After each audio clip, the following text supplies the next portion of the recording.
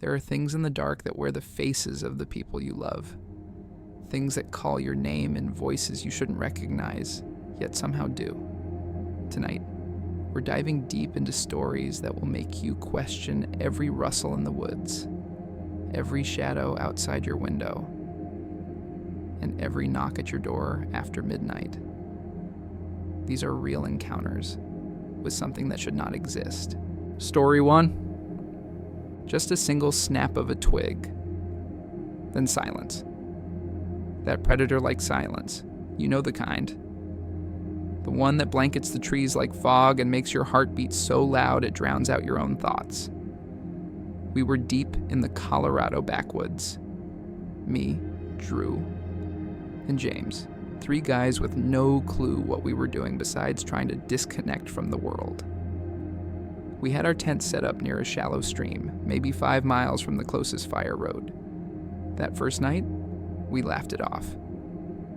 Probably a deer, James muttered, poking the fire with a stick.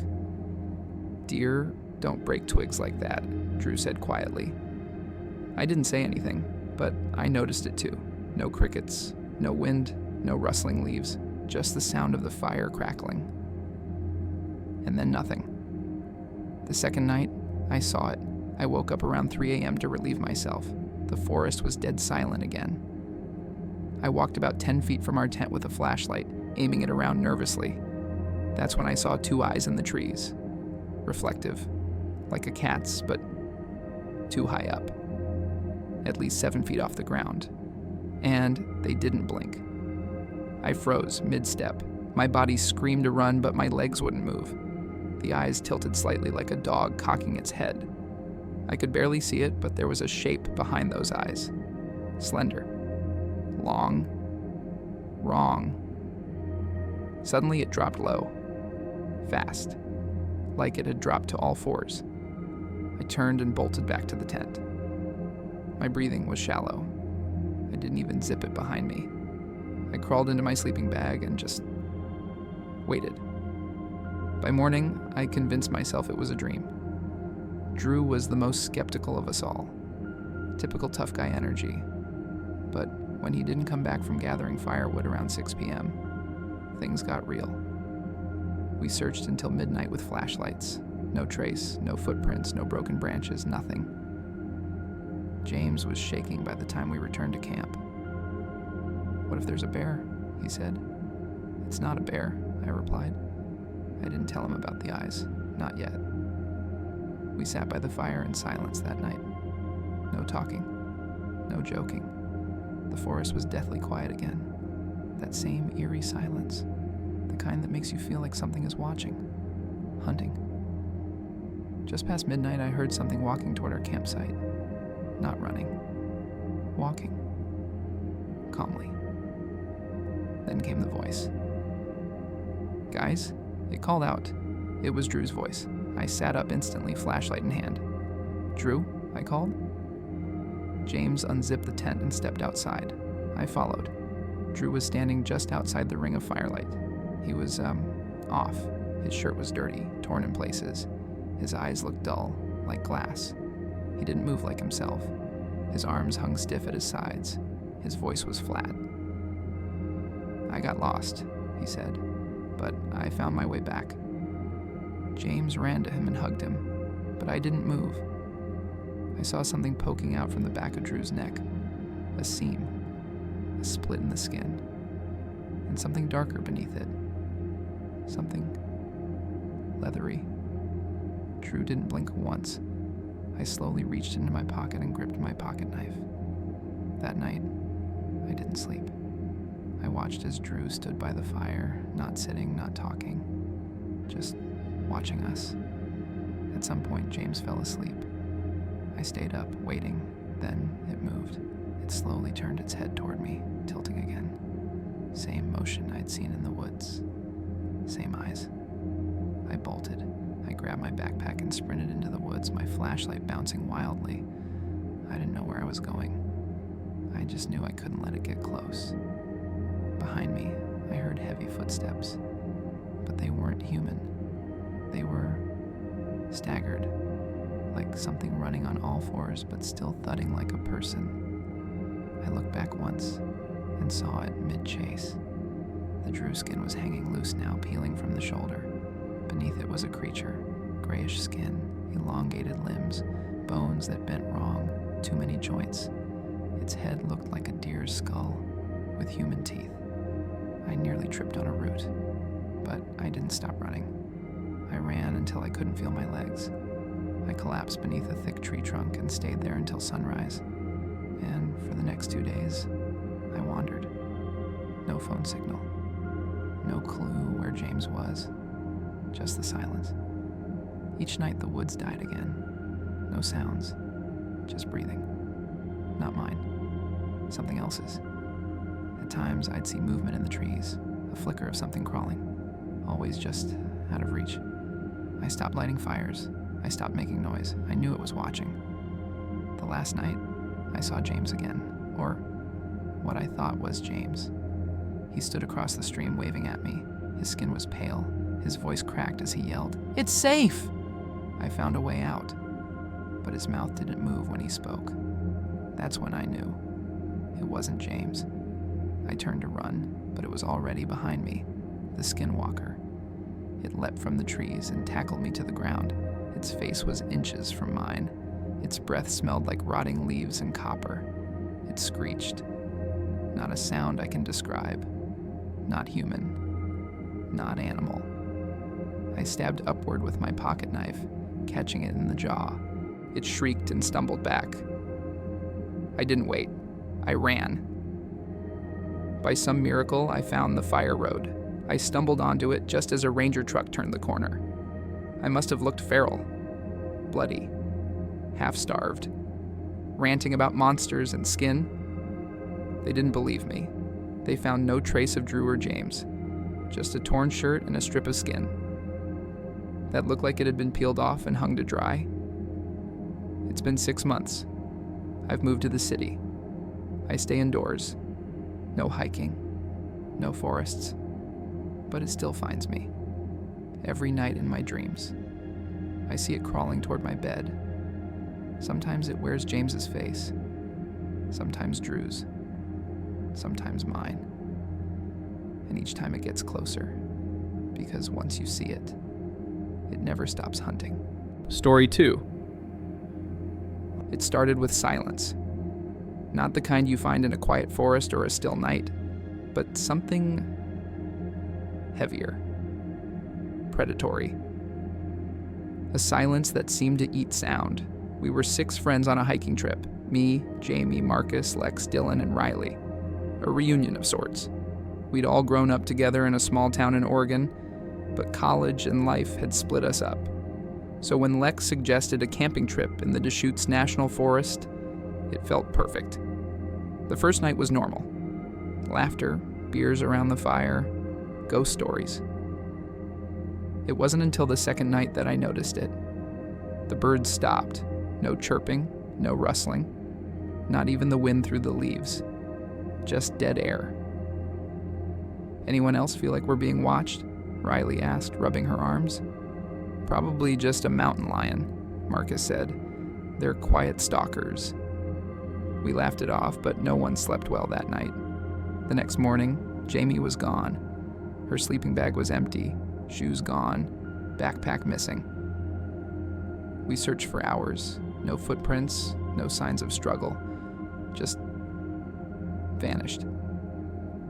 We considered calling for help, but there was no reception. Lex said we should head back to the ranger station, but it was a full day's hike out. Dylan insisted we wait one more night, in case Jamie came back. So we stayed. That was our mistake. That night the silence returned, even thicker. It felt like something was holding its breath, and we were trapped inside it. I couldn't sleep. I just sat in the tent, listening. Then, I heard it. Footsteps, crunching leaves, slow, deliberate. They stopped right outside the tent. "Jamie?" I whispered. No answer. I unzipped the tent slowly, heart thudding in my chest. There she was, Jamie, standing in the moonlight, her head tilted at an odd angle, her face pale. Where were you? I asked, stepping closer. She didn't speak, just stared. Her eyes looked off, like glass marbles. Then she smiled.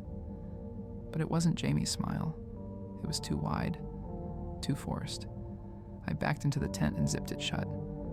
Something's wrong, I whispered to Riley, who was now awake. What do you mean? I think that's not Jamie. The next morning, she was gone again, but this time something was left behind. A patch of skin, long, pale, and tattered, lay next to the fire pit, like a snake had shed, but wrong. Human.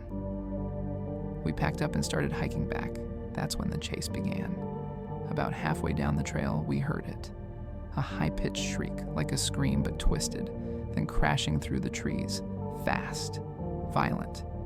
Run, Dylan yelled. Branches snapped behind us. Trees shook. I didn't dare look back. Lex tripped. I grabbed her hand, yanked her up. We made it to an old ranger lookout, a rusted tower barely holding together. We climbed it and barricaded the hatch. For the rest of the night, we sat up there panting, watching the tree line. It never showed itself, but we heard it, pacing below, scraping against the metal legs of the tower, sniffing. Then, silence again. Predator silence. In the morning, we climbed down and ran. No rest, no food, just pure survival instinct.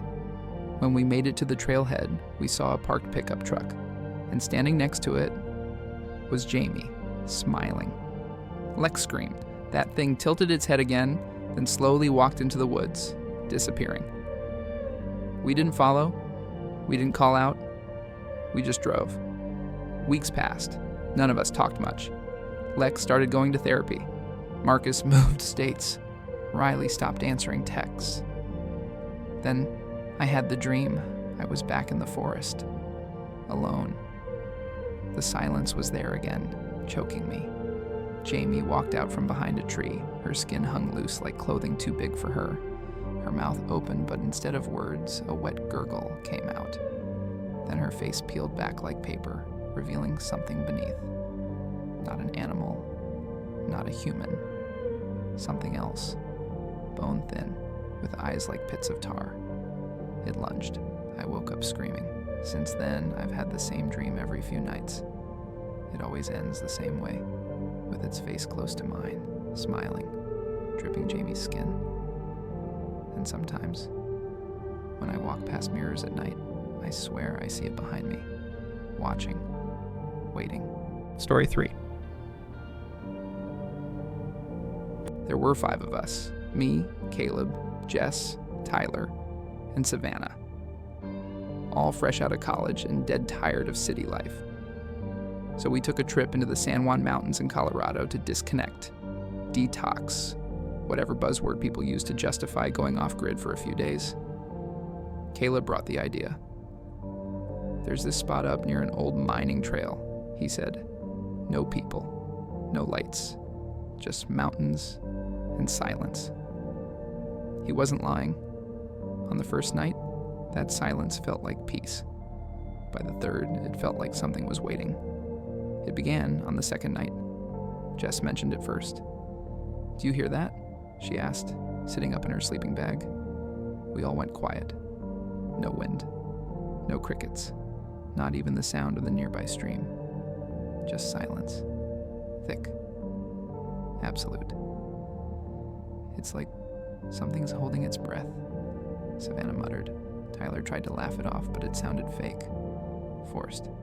Maybe we're the ones scaring nature, he said. That night I barely slept. I kept thinking I saw something move between the trees outside our tent. Something tall. Watching. The next morning, Caleb was missing. His boots were gone, his coat too. But his pack was still there.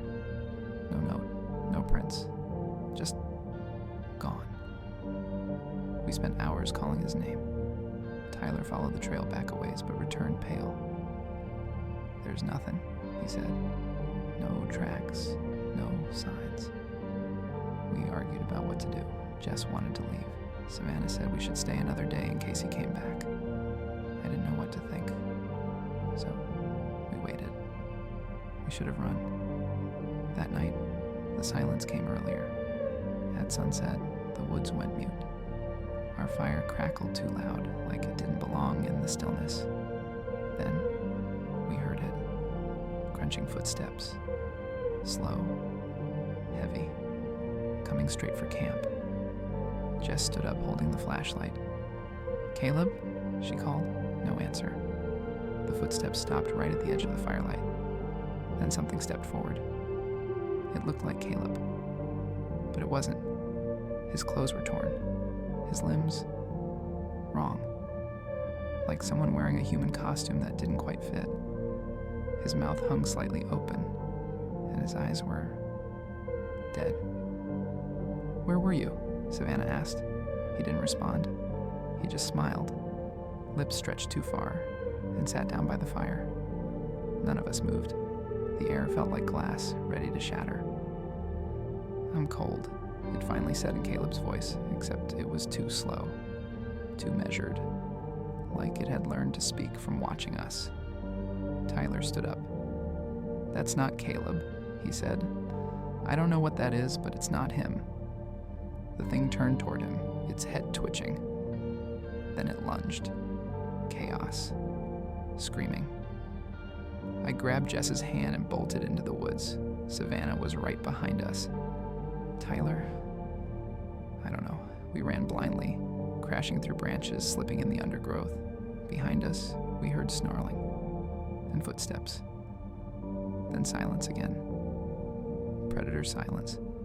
We didn't stop until we found an old ranger station, just a shack really. Boarded up windows, dust and rot. We hid there for the night. Didn't sleep. Just listened. Around 3 a.m. we heard it, dragging footsteps outside, then scratching on the walls. A voice soft, "Let me in. It's cold." It was Caleb's voice, but cracked, gurgling, like it was rotting. We held our breath, then silence again. In the morning, Tyler was at the door, or at least something wearing him.